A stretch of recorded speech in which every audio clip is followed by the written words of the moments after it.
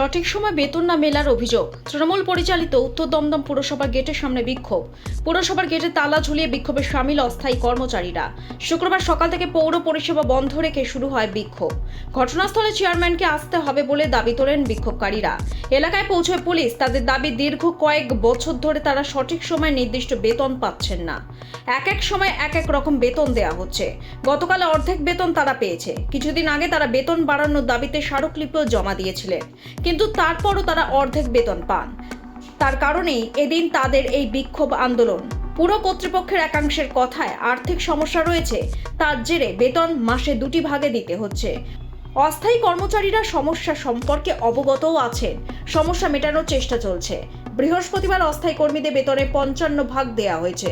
বাকি দ্রুত মেটানোর চেষ্টা চলছে। ব্যুরো রিপোর্ট, লটারি সংবাদ।